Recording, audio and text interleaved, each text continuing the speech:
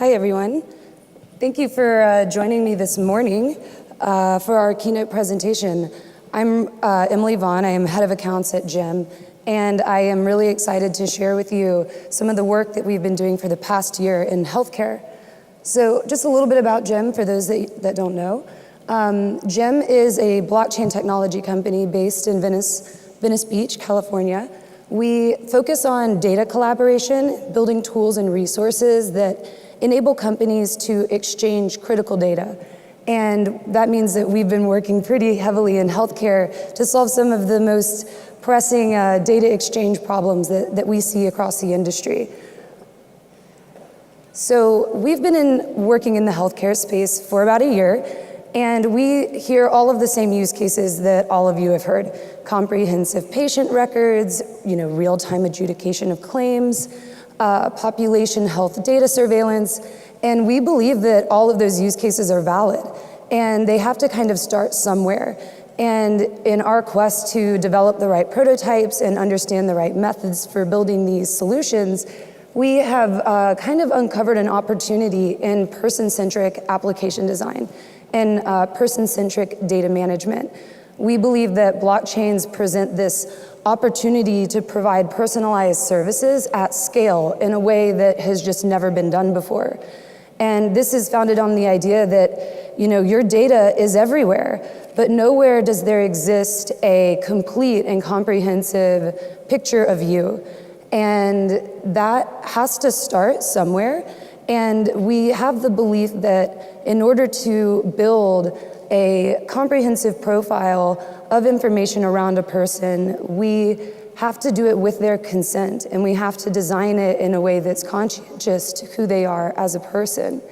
And if you agree and believe that in a digital world, the data that exists about you is creating this profile that companies are using to design services for you, then consent management is how you exercise your rights in this digital world. So we have been looking at use cases in healthcare, and one of the most promising ones is the longitudinal patient record. That's a really big vision, and it has to start with an application that develops the fundamental pieces for building the patient record. We need to identify the patient, we need to know what data exists about that patient, and there needs to be permissions around how that data can be used across a vast ecosystem of processors and service providers. And we have been kind of looking at the healthcare use cases for consent management, and they kind of exist everywhere. Anytime you want to build information around a patient, you have to collect their consent. We see this in clinical trials, we see it in genetic testing, we see it in patient onboarding. The minute that you want to create a digital record to represent the patient, you have to do it with their consent. And of course, marketing, right? Marketing is one of the biggest challenges in healthcare today. How do we let patients know that we have the right services for them? It's a challenge because the data that we have on the patient, we can't really use it to re-identify them in a way that doesn't put them at risk. And Jim has been hard at work trying to figure out how we can provide this continuous chain of connected data that can identify the patient when they want to be identified. So in order to drive adoption for a consent management solution, we have had to look at the entire value chain for the data ecosystem. And you have first the data subject, that's usually the person, the human, that we're organizing data around. And then you have the data controller, where that data is captured and the permissions and controls on that data are attributed to it. In healthcare, a lot of the times, the data controllers are hospitals, right? And hospitals, it's not their day job to be controlling data. So they work with data processors to put those controls to work and to ensure that the patient's rights are sort of being protected across this ecosystem. And data processors kind of come in all shapes and sizes, but we know there are big ones like Epic and Cerner and Change Healthcare who provide the data backbone for the entire industry. And you have, microservices that have come up that also want to consume and process this patient data. So how can we design a system in which the controls around the patient data are continuous across this entire ecosystem. And Jim has heard from a lot of people. We've heard from patients, we've heard from frustrated individuals, we've heard from physicians, individual physicians, as well as very large hospital networks that are dealing with the liability of data control. And we've heard from the data processors who currently use that data to power very valuable services. And the idea that we should be open and share this data is a very transformational idea. And so I'm really excited to introduce our partners at Tieto, a Nordic IT company who does data processing and data infrastructure for Finland, Sweden, Norway, who have one of the most conscientious and well-designed healthcare systems in the world. Tieto and Maria, my friend and partner, have been providing these services for since the 70s. And I think that's right?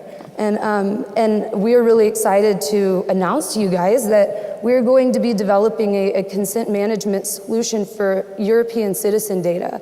And we believe this has global ramifications. And so I'm going to turn the mic over to Maria now and let her share some more information about Tieto and the work that we're going to be doing together. Thank you, Emily. And thank you, Dan, for having us here. We are very, very excited about being at this conference and with this new partnership that we're launching on. But I'll start talking a little bit about Tieto. You're probably not that aware of who we are and what we do in this part of the world. We are the leading Nordic software and service company. We are keeping ourselves busy with somewhere around 3,000 development and deployment projects annually. We do this for our approximately 1,500 enterprise customers, and we have a couple of thousand smaller ones as well that are spread out over 85 countries on a global basis. We have been doing this for quite some time, as Emily said, since 1968. So we're been here. We are turning over approximately 1.5 billion euros annually with an employee base of 13,000 people in 20 countries. And in order to make sure that our customers and ourselves are in business tomorrow as well, we are investing in technology and services for around 100 million euros a year. We are spreading over many industries. We are doing this from the utilities to the transportation area. But what is the common denominator for all these is that we are very much in the heart and the core of our customers' business processes. So we are in the healthcare area, for instance, looking at data-driven, proactive healthcare. We are doing it in the banking side, where we're doing virtual account management. We are in the insurance side. We are in construction, in forestry area, automotive, transportation, you name it, we got it. But one of our largest markets or industries is, of course, the healthcare. And it's one of our strongest positions that we have also in our home markets, which is the Nordics. We have approximately 60% of the Finnish EHR market. We also have a very strong basis in Sweden and Norway. And what is one of the key things that we want to achieve and what we want to do is to see this as integrated services and integrated solutions. So when we're looking at healthcare, it's not just healthcare, it's actually well-being for the individuals.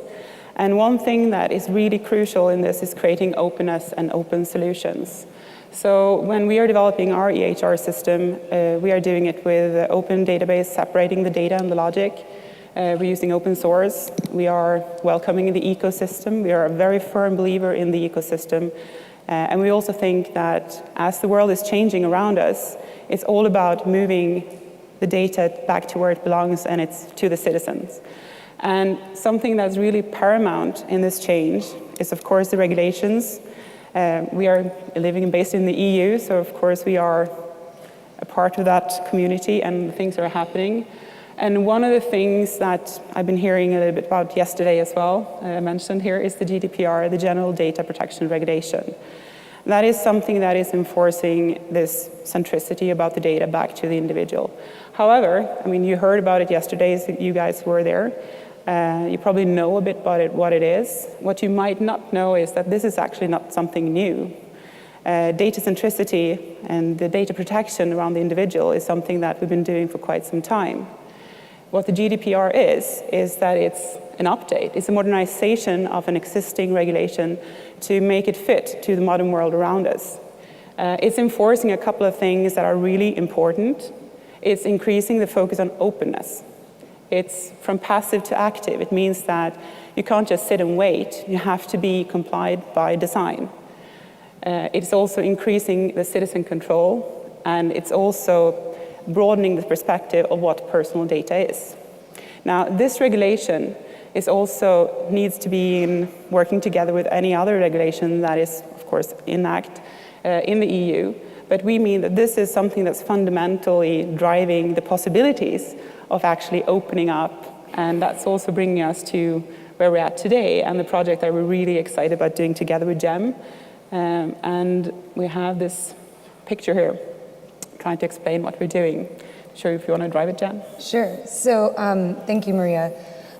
So we're really excited to share with you what we're going to be building and what we plan to bring to market next year. And that is that GEM and Tieto are partnering to build a consent network that will unify all these different stakeholders across the Nordic health system in order to provide this GDPR-compliant, citizen-centric approach to data access. And we are starting by uniting the health information system, the HIS, that Tieto provides to the hospitals in the Nordics. And we're going to create a unification between the hospital networks, the patient applications and how patients engage with this network, and as well as the biobanks in the Nordics, which is a genetic data center that collects and processes the genomes of Nordic citizens at birth. And part of what we're trying to do here is to integrate your genetic profile with your clinical profile to provide the best personalization and care. And we want to use blockchain to protect the person's rights and how that data is being used, and also to protect their ability to have agency within that network, to agree to opt out if they want to. And so I'm really excited about this because I see, there are three major reasons why our collaboration is so significant for everyone here. One is that, we're going after genetic data, which we all know is kind of locked away in tightly regulated silos, but if liberated conscientiously, could solve a lot of diseases and could help a lot of people. And we're also doing this to be compliant with GDPR, which is an active regulation that impacts every multinational company. It's not just for European companies that want to be compliant. It's also for American companies who capture data on European citizens. And the fines are astounding, and we believe that a technical solution has to exist. And the third is that it's really the first major commitment from an EHR provider in healthcare to use blockchain to open up its ecosystem and provide an openness and a collaborative environment that other companies will be able to use to power their services. So, I want to kind of dig in. We have a little bit of time, and so I kind of want to dig into those things. And I feel like the genetic data and the health information systems in Norway and Finland are very different from the United States. I think that's an understatement. So can you give us some idea of how the Nordic systems are different and what unique opportunities we'll see there? Well, first of all, of course, with the genetic data being collected in the Nordics, it's something that you do at birth. So when my kids were born, they were taken away, and a doctor put a needle in their foot and took a blood sample, and that's still kept. So kind of scary, but when you hear them wailing. Anyways, it's something that you do to prevent, to track for a specific disease that you can prevent if it's detected early. So of course, everyone is saying that this is a good thing, this is a good idea, and that's the whole point of this genetic data and the possibilities that lies in it. If you understand why it's there for you and how it can be used to help you, you tend to be a bit more interested in actually sharing that data with the relevant parties. So that also brings us to this openness and the ecosystem thinking that we share the vision with you at GEM, that by connecting this data with the consent and the understanding of what it's going to be used for, again, according to the GDPR, that you need to explain what you're planning to do with the data to the individual who's giving the consent, you can actually get a process that will benefit the individual, not necessarily directly, but maybe indirectly. So we think it's really important to get the patient networks, the patient groups, into the understanding of how this network and how these ecosystems are going to work. So we are engaging, and we already do that. It's part of how we are working around our solutions in the Nordics. Again, this well-being rather than healthcare. I mean, the industry is moving to this, the need to push back as much as possible at an early stage, because, I mean, we're all getting older. The whole population is getting older. We might not necessarily get sicker if we have good healthcare and good well-being and welfare taking care of us. But we need to take care of the diseases before they happen. And in order to do that, genetics is really important. So in one way, yeah, super scary. Why would someone have access to my genetic data? But if I can control it, if I can share it with the ones I feel are helping me, that I have understanding, information, and it's being connected and presented to me in a good way, then I see that this is the way that we need to head in order to be able to sustain our populations. I completely agree. And I think that, you know, everybody wants personalized care. Everybody wants healthcare that's right for them. And one of the only ways to do that is to understand who they are chemically and what they are made of. And I think that, you know, we've had a sort of a trade-off between personalized care and keeping data secure that, you know, I'm really excited to address with our work. I think that the audience is also a little bit new on the GDPR regulation. This is not something that we have in the United States. The idea that the data subject has rights about how their data should be managed and that should be an active conversation is kind of foreign to us. But I want to, you know, I think a lot of the time we talk about the person-centric data as a sort of altruistic thing that the world should just have just because it should exist. But you know, we've talked a lot about the business opportunities in offering personalized services, and that being kind of at the heart of GDPR, not just keeping data siloed, but enabling people to control the flow of it so that personalized services can make it its way back to them. So I think it would be great to hear from you how the GDPR regulation is presenting kind of an act now attitude across the EU. Yeah, absolutely. I mean, with the regulations, we see them as opportunities, not as something like bad happening. The whole idea about EU is to create freedom of movement of things. So like you're moving people across the EU, you're moving business, you're moving opportunities, work, and data. So the GDPR is there to protect that data as it's being moved around, but also create the possibility to move it. So by having that regulation now being enforced, meaning that there is an increased awareness of it, means that we are definitely pushing up or opening up the possibilities for cross-industry, cross-border type of activities and solutions. When it comes down, it sounds like, this conference has been talking about self-sovereign identities, which of course is a part of like my data and me being in control of my own data. And you can also see it from the ideological angle. But to me, that's good, and that's of course what we should be. I mean, there's ethics in this, and it's important for us. But when it comes down to it, there is also a business, a real, true business opportunity in it. And for things to happen, there often needs to be business opportunity. And as we see it, this is the only way to sustain solutions in the future. We're not going to be able to have these monoliths of enormous amounts of data, because the data amounts are growing incrementally every day as we speak, with all the traces that we're leaving behind us and around us. So by pushing back, I mean, this is also something that's been happening in the, like for instance, the pension retirement industry in the Nordics. People are getting older, the governments can't necessarily sustain them for paying for the pensions, so they're pushing back the responsibility to the individuals. You have to take care of yourself in a way, meaning you also have to take care and responsibility for your data. But we also need to help you protect yourself, thus you have the regulations. So it's definitely creating this, there is an opportunity, there is a huge window of opportunity to do things, but it also creates this huge amount of need of educating people and to make them able to actually take this responsibility. So the regulation is there, the law will help us enforce it. It's like the whip that is going to hit the companies who are not doing this. So we at Tieto are doing quite a lot, not to be one of those who will be pursued by this after it takes act in May.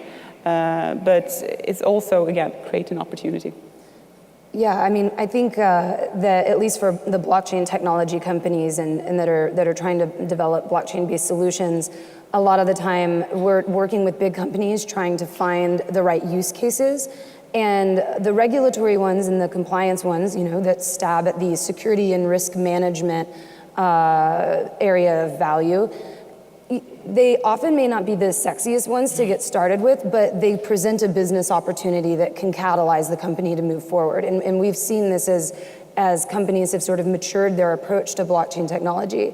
If you guys were in Micah and Peter's panel yesterday, you probably heard them talk about how this regulation is a gift to blockchain technology companies because blockchains provide this audit log that everyone can see. It's a natural compliance tool.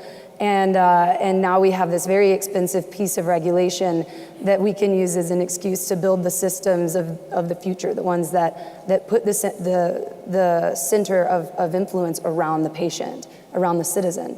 So we've got just a few more minutes here, and I want to touch on a really big component of Tieto's vision here, because it's not just about blockchain, it's about the future of digital systems and the role of a company like yours that has a legacy market position in providing an open environment for companies to operate in.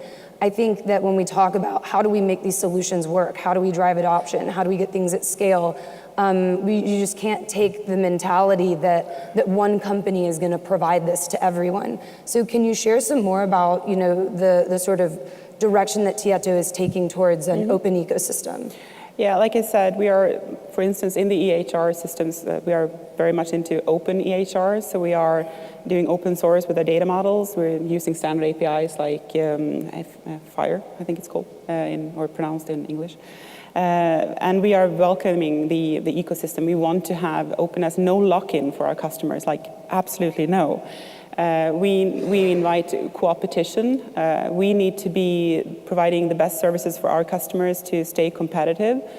So we should be welcoming other ones who are trying to also help our customers. We think that sharing is caring.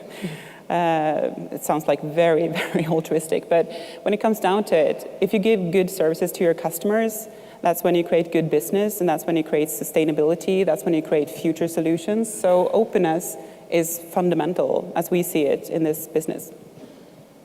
Thank you. And, I think that's something that Jim also shares. When we talk about the blockchain and what it's really unlocking, the core potential for this technology is that it provides power to the edge. It allows for individuals to join a network and to interact with that network. And when you look at it in a B2B context, it applies the same. And right now we see the data controllers, the hospitals, are really frustrated with their ability to get access to and share data with each other so that they can provide the best care. And the solution for coming up with the right method for sharing data can't come from a data controller at the edge and spread across the entire ecosystem. That's not the way our digital infrastructure is designed. But we see blockchains as actually being able to provide a new digital ecosystem in which someone at the edge can publish updates, they can publish their data, they can share logic, they can send messages to everyone connected to the network. It's going to be very powerful and transformative in how we approach collaboration and what we do with these utilities. So we're really committed to building that with our partners, which is why after spending a year in this market, talking to companies from all different parts of the value chain, we realized that in order to ensure distribution, working with the IT providers to push these solutions out, get the network established, would be the easiest way to provide access to those people who are trying to affect change within their individual business. So that does conclude our presentation today. I really appreciate everybody coming out early this morning to hear us. We're very excited about what we're doing and are really open to talking about the total vision. So if you're interested in learning more, please find Maria or I or anyone from GEM at the conference. And you can also reach out to us at hello@gem.co. Thank you.